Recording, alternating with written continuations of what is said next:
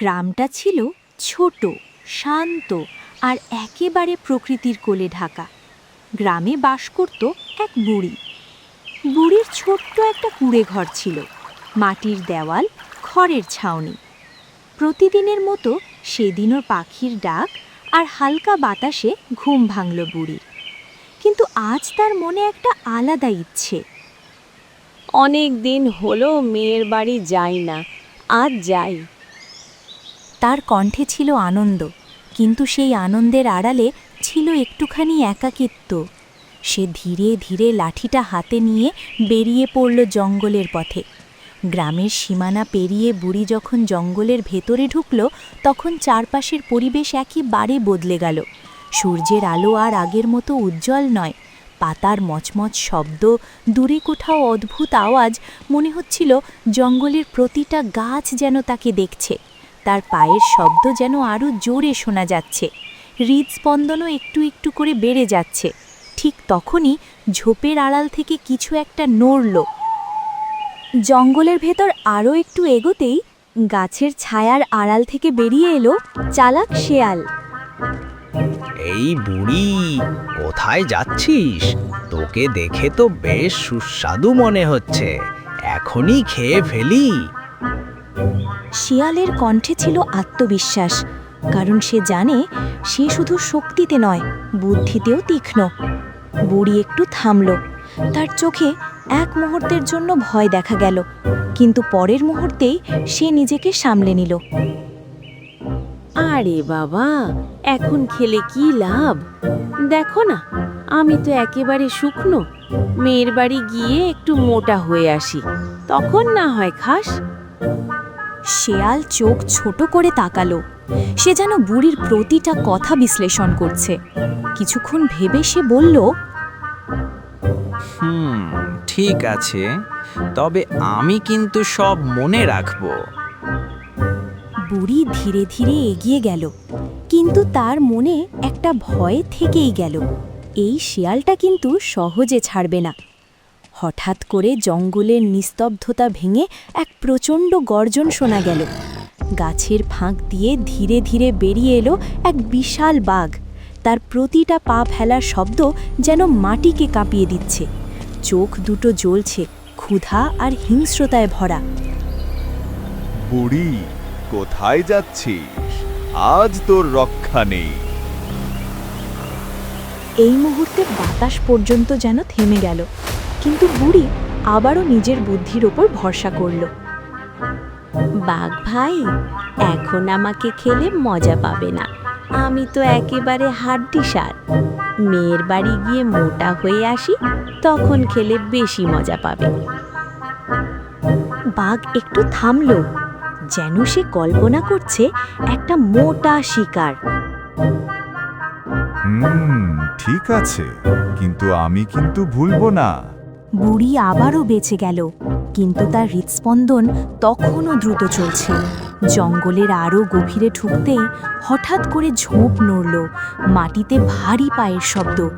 এক বিশাল ভালুক সামনে এসে দাঁড়ালো। কোথায় যাচ্ছিস? তোকে এখনই খেয়ে ফেলবো। এইবার পরিস্থিতি সবচেয়ে কঠিন, কারণ ভালুক শুধু শক্তিশালীই নয়, সে খুব ক্ষুধার্ত।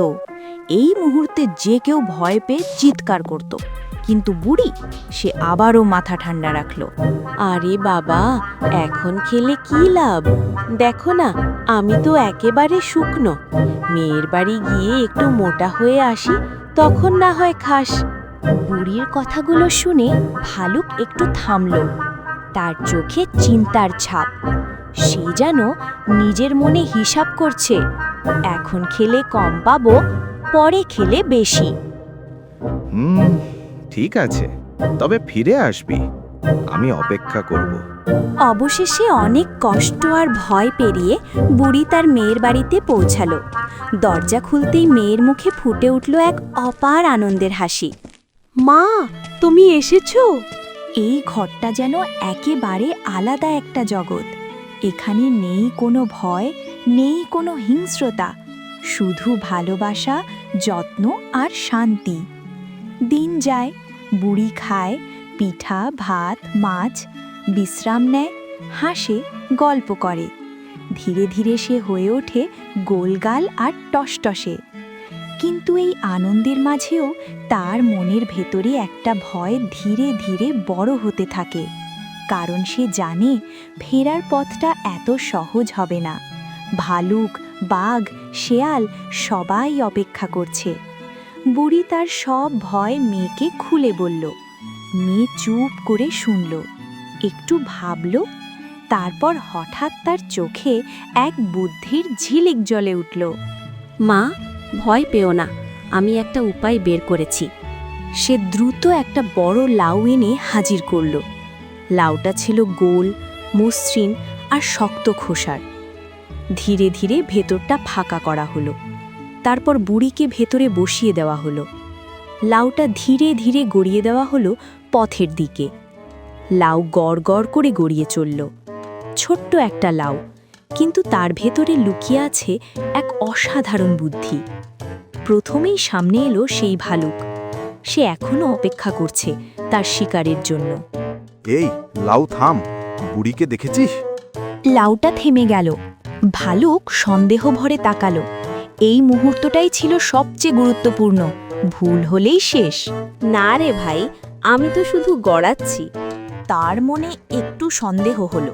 শেষমেশ কিছু বুঝতে না পেরে সে লাউটাকে যেতে দিল। বুড়ি প্রথম বাধা পার হলো। এরপর সামনে এলো সেই ভয়ঙ্কর বাঘ। সে কিন্তু সহজে কাউকে বিশ্বাস করে না। এই লাউটা থাম, কিছু একটা গড়বড় আছে। গড় গড় গড় গড়, আমি তো লাউ, খেতে গেলে ভাঙবে দাঁত, সাবধান ভাই তাও। বাঘ থমকে গেল। এইভাবেই বুড়ি দ্বিতীয় বিপদ থেকেও বেঁচে গেল। সবশেষে সামনে এলো সেই চতুর শেয়াল। সে কিন্তু অন্যদের মতো নয়। সে খুব সহজে কাউকে বিশ্বাস করে না। এই লাউ, দাঁড়া, তুই খুব সন্দেহজনক। ভেতরে কে আছে বল। গড় গড় গড় গড় গড় গড়, ধরতে পারলে ধর। হঠাৎ লাউটা ঢাল বেয়ে দ্রুত গড়িয়ে নামতে লাগলো। এইবার বুড়ি শেষ বিপদটাও পার হয়ে গেল। অবশেষে অনেক ভয়, অনেক বুদ্ধি আর অনেক সাহসের পর লাউ গড়িয়ে গড়িয়ে বুড়ির নিজের বাড়ির সামনে এসে থামল। চারপাশে আবার সেই পরিচিত পরিবেশ, পাখির ডাক, হালকা বাতাস, শান্ত গ্রাম। তার মুখে ফুটে উঠল এক তৃপ্তির হাসি। এটা শুধু বাঁচার আনন্দ নয়, এটা বুদ্ধির জয়।